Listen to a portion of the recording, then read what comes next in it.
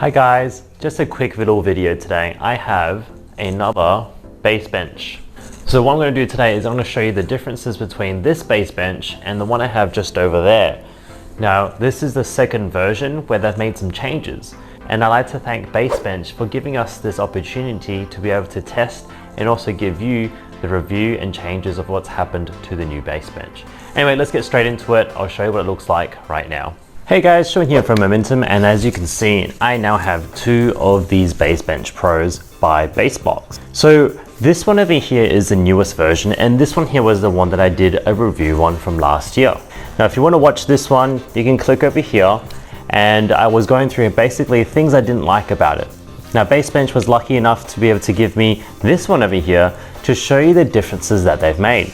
So I'm going to show you what differences they've made in this one over here straight away, and then I'm going to go through how to make it as well as the exercises that I can do because of this new change.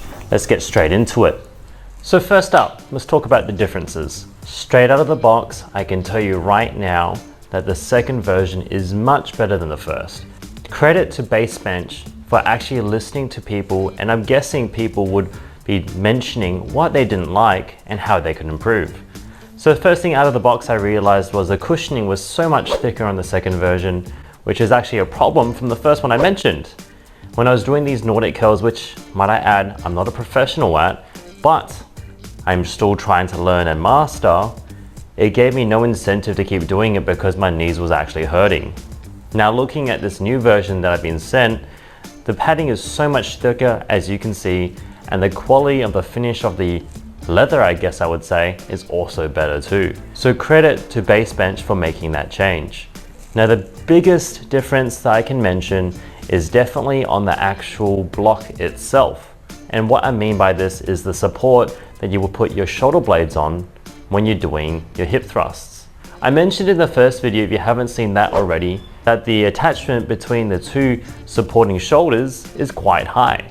And it actually started to dig into my back, which is one of the reasons why I never used it. So now they've made this change, and this is actually the main reason why they sent me this version, because I had quite a few reviews asking me if I recommended that. Now because Basebench have actually made that change, this is no longer a problem. This was the only thing that made me go, hey look, it's worth actually investing in this.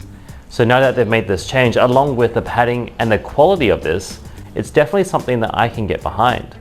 Now I can see how I'm going to use this as well, because I'm going to be using this for barbell hip thrusts, as well as my Nordic curls, as well as Bulgarian split squats.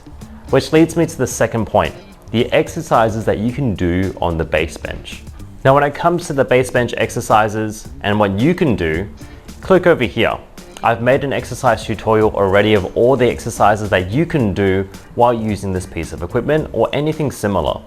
But the main exercises I'll be using this for is going to be my barbell hip thrusts, as well as hip thrusts, single leg hip thrusts, as well as Bulgarian split squats. So I'm really happy that they made these changes. Now let's have a look at the assembly of this. For those of you who've been following me for a long time, or maybe you just don't know this about me, I'm horrible when it comes to construction and flat packs. As you can see me trying to just get out of the box, I struggled. But with this, it was literally a one-man job or a one Sean job. And I was able to make this in less than 5 to 10 minutes. Honestly, all it was just screwing in a few pegs for the bands, and then once again tightening some bolts and nuts for getting the pillar all the way up. I was able to do this with all the tools that was provided, and I definitely think anyone out there could do it with no problem at all. I had a few problems though. And looking into it furthermore, the quality of it is also good. So you can see the differences that they've made, including the padding and the leather finish, which looks much better on the version 2 than it does on version 1. The matte finish is still very, very beautiful, and it looks the same on both sides. That was never an issue. From there you can see how the lock system is very, very safe. Make sure you tighten it up, because I almost fell on my face because I didn't do this. So now if you're wondering, should I get the Basebench Pro? Definitely. I actually had first doubts about it when I got it last year because of the discomfort in the padding, as well as the discomfort in my shoulders when I was trying to do barbell hip thrusts. Now that they've made these changes, it's going to be no problem at all, especially when it comes to something like the Nordic curl, which I find so overwhelming because I can't do it and I don't have the strength. Now I have no excuses because the extra padding on my knees won't have that discomfort that will give me another reason to not do it. So if you do want to get a base bench for your home, you can get this with a 10% discount if you use the code down below, which is Momentum. Now from Basebench itself, I've got a few pieces including the strong blocks, as well as the base bench, as well as the B-bars as well. So I'm starting to use them a lot more because I'm so busy at home. And I think for those of you out there who can't get to the gym as fast as you like to or don't have the time to, if you're gonna get these, they're easy to put away, they're good quality, and they'll last a long time. And even saying that, you're dealing with people on the other end who have great customer service because they've answered every single email that I've had, and saying that, they've also made changes based on what their customers are saying too. Guys, that's all I've got for you today. I hope you found this review very, very useful if you were thinking about buying the Basebench Pro. You're gonna see this a lot on my Instagram now because I'm going to be training from home a lot more, and I'm excited to show you what I'm going to do. So take care everyone, and keep building momentum.